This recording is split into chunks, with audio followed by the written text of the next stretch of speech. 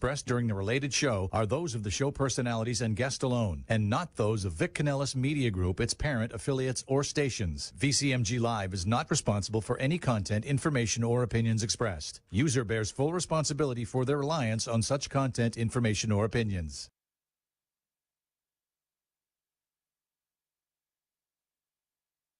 You can trust. With over 20 years of real estate experience and selling over 150 homes a year, Laura Sanders is the #1 RE/MAX agent in the state of Florida for 2021. Join us each week as we discuss how to make money through buying and flipping homes, to renting versus selling, and everything in between. To join the conversation, call in live 888-994-4995, Studio A.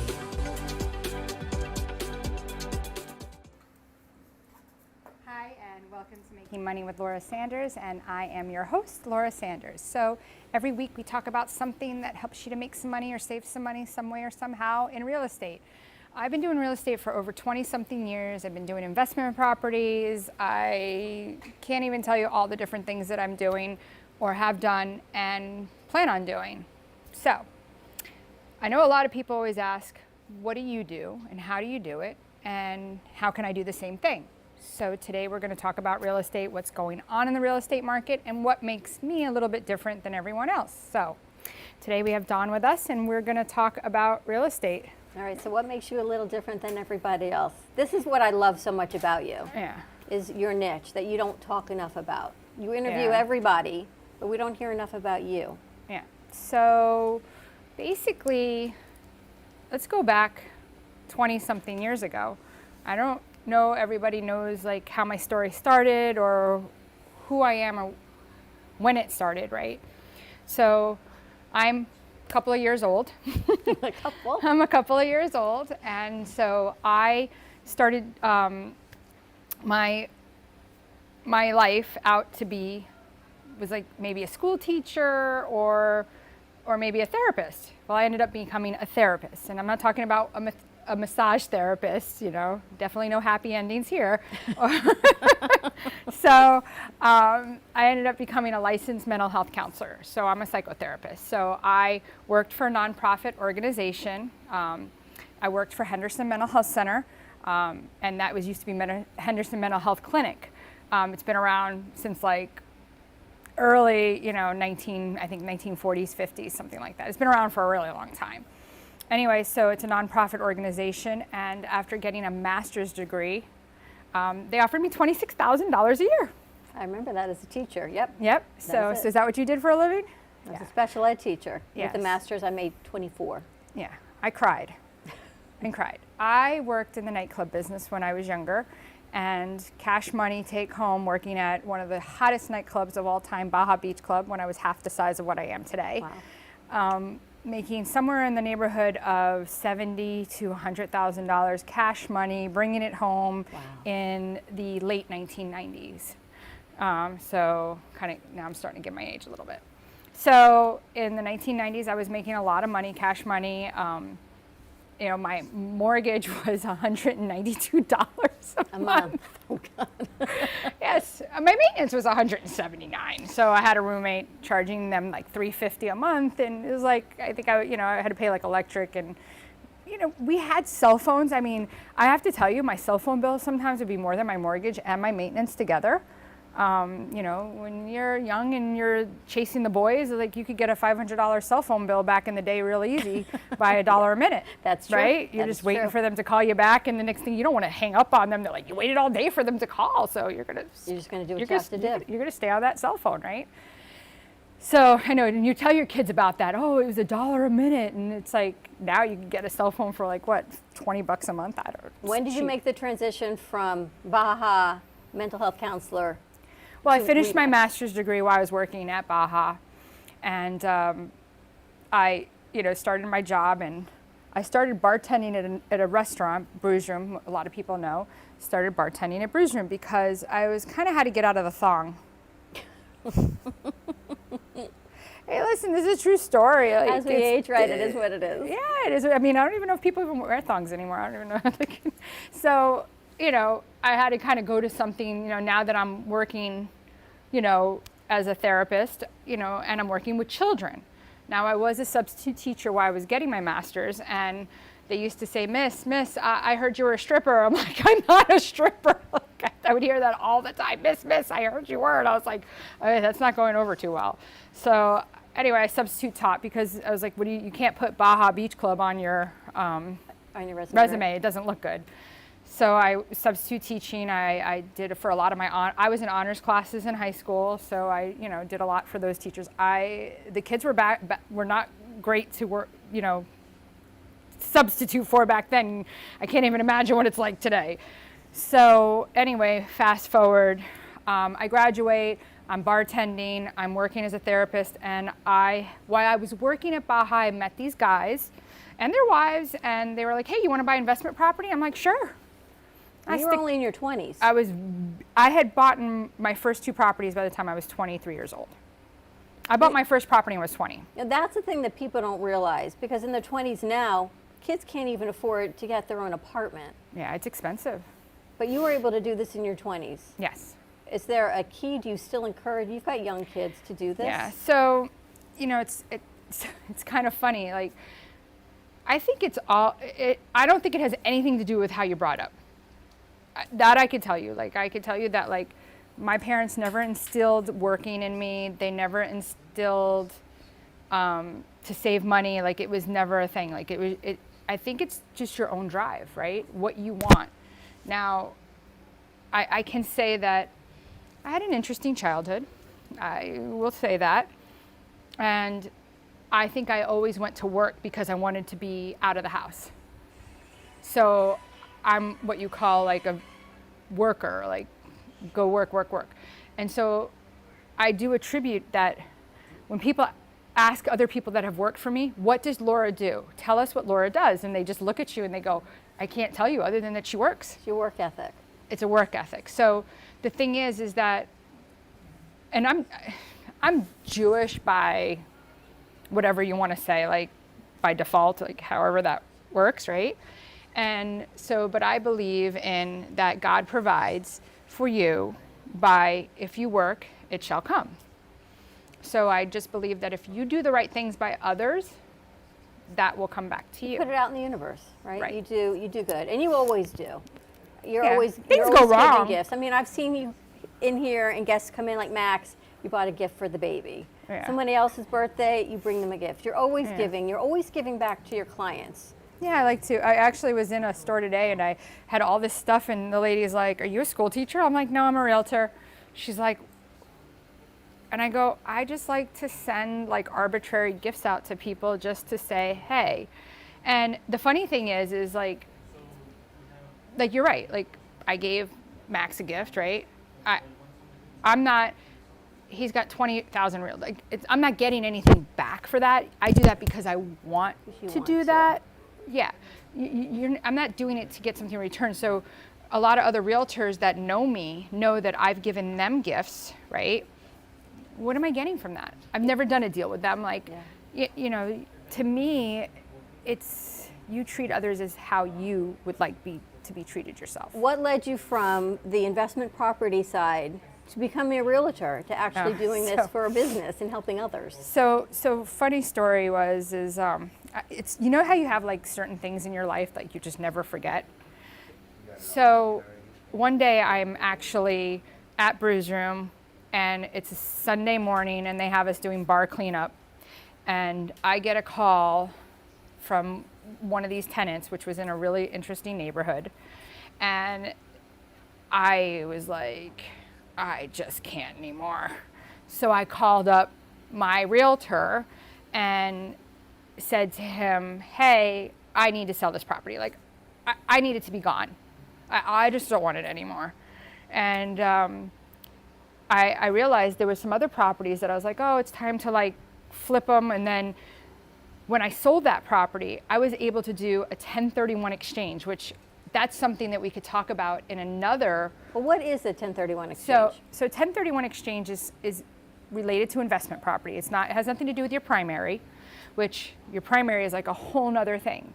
So let's just say that you have a property like a rental and you've owned it and now it's got $100,000 in equity. you don't want to pay taxes on that, right? So what you want to do is you want to roll that property into another property. You can't roll it into your primary. You have to roll it into another investment. But as long as you've owned that property for more than a year, you can go ahead and 1031 exchange it into another property. And then that way, all your tax liabilities. So does it have to be the same? Say I owned a nail salon and I sold it. Do I have to buy another nail salon? No. So, and some other things that people don't understand is, so let's say you sell the nail salon for $100,000, right? And you bought it for 50, now you're making 50,000 in profit. First thing is you have to own it for a year. Now that's a business, but really it's more related to, but that's still a tax liability. So yes, you could roll that into another investment. But let's use like a building. But yeah, let's use it like that you bought a duplex, right? Okay. And you've owned the duplex for 5 years, and you sell the duplex and you bought it for 100, but now you're selling it for 200. There's $100,000 in profit.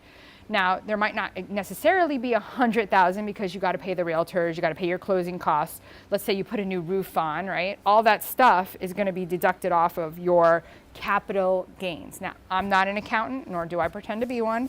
So there are times and places that you need to talk to your accountant. But the basics of a 1031 exchange is basically you're going to go buy another property or properties that equal to that 200,000. So this can be done even if it's not a business. It can be an investment property such as a duplex. Right. Or a single family home that you bought. Which is residential. It doesn't have to be commercial.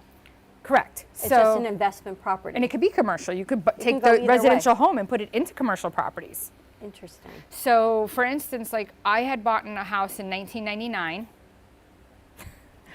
I bought a house in 1999 and I decided to sell it. I was like, okay, I'm kind of done. I want to move away from that area and I wanted to move to a different area. And so I took the proceeds that I had made off that house and put it into another house and bought a little bit more of an expensive house. And now I'm renting that because that house gets more rent because it's in a different area. All different ways to make money, which Correct. is why. Now, that's why I say, if you give me a call, I can teach you how to make some money and I can teach you how to sometimes, and again, this is an accountant question, but sometimes you have where you've done too, like you've taken out too much, and I forget what they call that, but it's like where you've basically ran the gamut with that property, and that could happen in like 15, 20 years.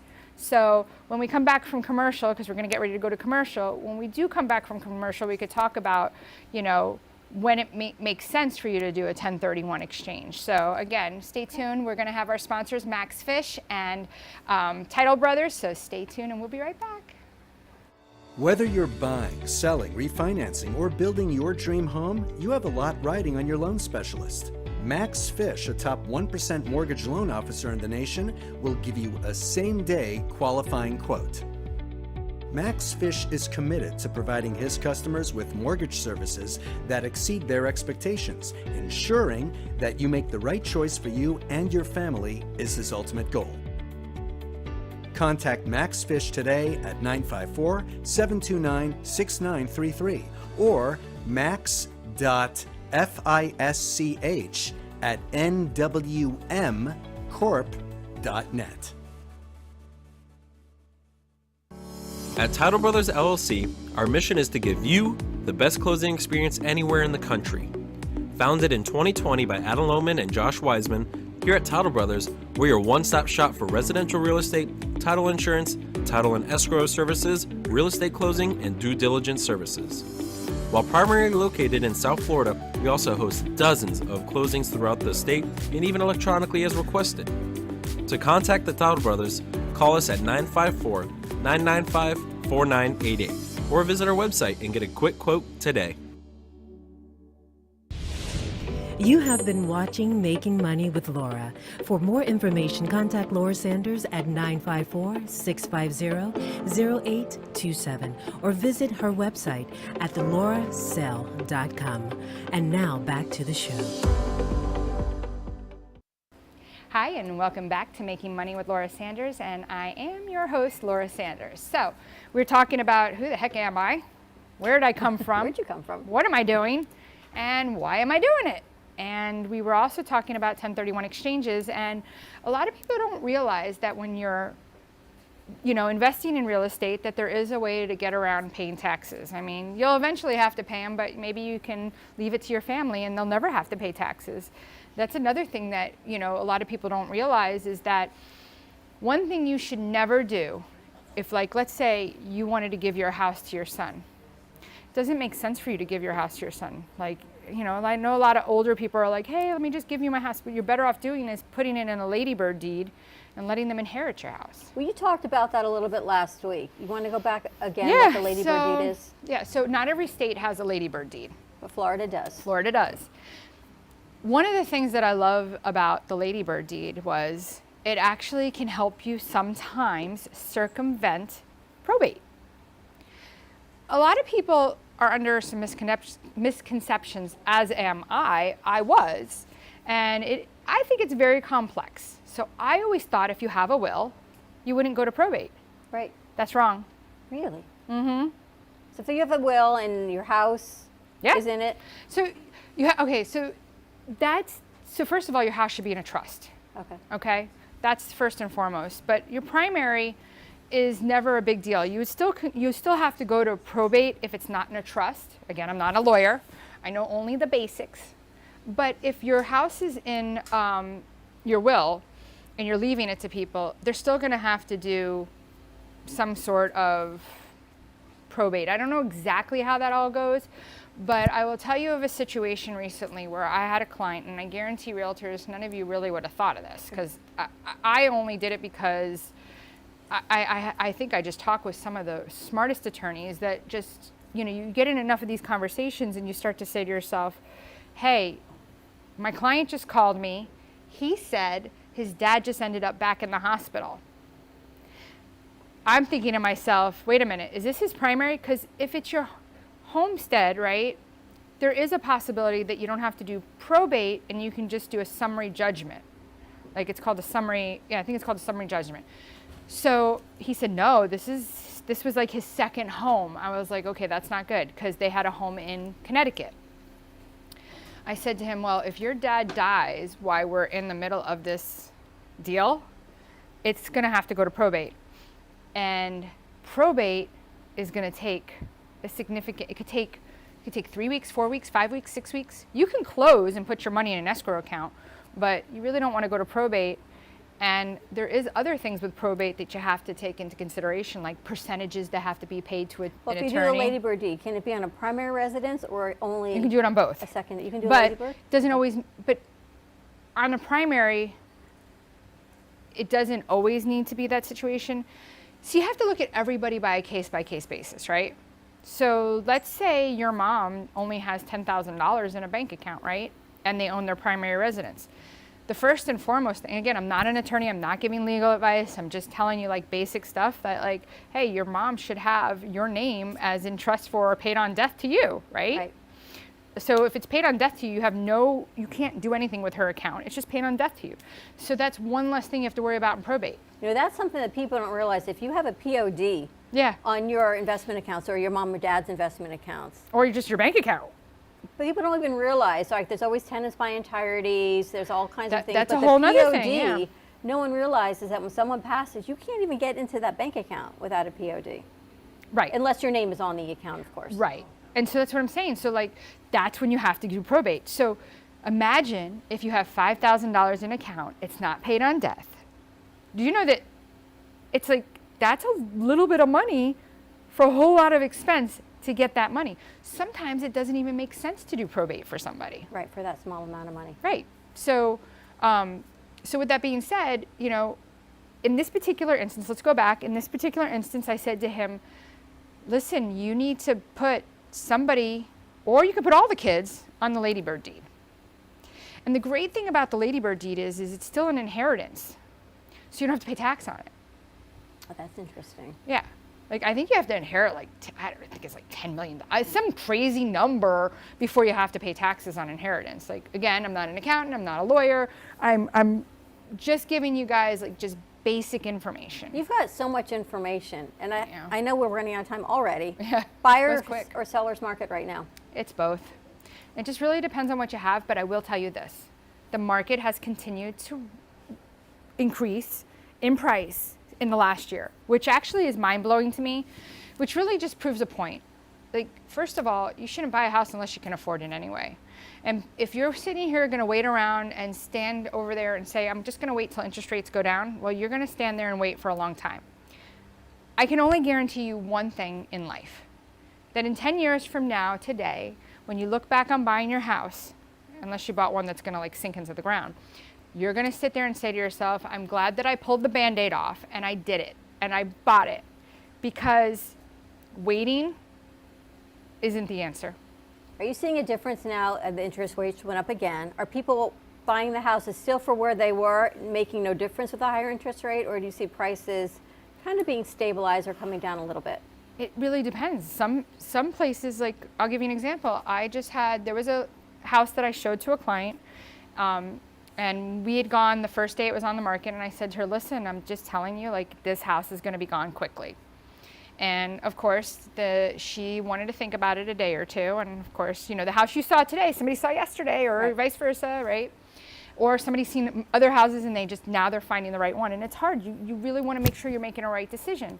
So of course, you know, like a day and a half later, she's like, all right, well, why don't you call and see if they'll take a little bit less? And I'm like, okay.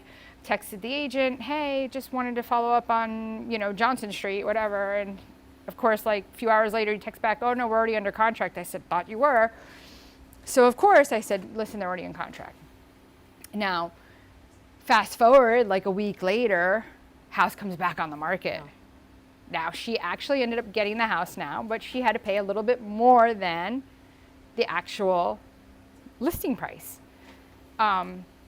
So just to let everybody know, I'm still doing the 0% mortgage, second mortgage, you know, to help you to get your home ready to sell. Of course, you have to sell. It's not a mortgage just to have a mortgage. And that's the other amazing thing that you do. Nobody does that. People may stage their homes. They may say, take the pictures off, but they don't fix it up. I do that too, but yeah. Right, you do that.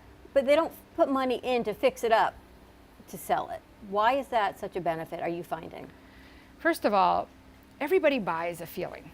Everybody wants something special when they buy it, right? And the thing is that you're right, interest rates are over 6%, right? So it makes more sense to pay the 6% on the full amount and it be done than to go in and have to go back and do the work and take the cash out of your pocket. Because people want turnkey. They want turnkey. You know, everybody it's like funny, it's like the white kitchen was in, the white kitchen's out, right. The white kitchen's back again. Everybody wants the white kitchen. You could actually watch that a dark kitchen will sit longer than a white kitchen will. Interesting. And a couple of years ago, an appraiser told me, oh yeah, we'll give a little bit more money for a white kitchen because it's the more To me, it's like people walk in and when they love it and everything's done, they're willing to do it. I just had a deal where everybody was fighting on the age of the roof and the impact windows that they did not have. And the kitchen was unbelievably amazing. So it's like you give them that, then it's like you give a mouse a cookie, now the mouse wants milk to go with the cookie. So everybody wants everything done. So can you maybe just paint your cabinets white? Yeah, you can. You don't have to necessarily replace them. No, and you can reface them. I mean, I have amazing guys to do the work for me. Even like just recently we replaced wallpaper out of, you know, taking wallpaper down because people look at wallpaper and they're like, well, wallpaper's back in, but we're talking about like 1982 wallpaper, you know, on the ceilings, behind the door, like every orifice has wallpaper. Anyway, so if you're thinking about buying or selling a home and you're looking for a top agent, give me a call at 954-650-0827, and we look forward to seeing you next week when we talk more about real estate and what we can do for you. So give Laura Sanders a call. Thanks and have a great night. Thank you for tuning in for Making Money with Laura Sanders, a name you can trust. To join the conversation, call us at the studio, 888-994-4995 Studio A, or contact Laura directly at 954-650-0827. Laura Sanders, a name you can trust. We look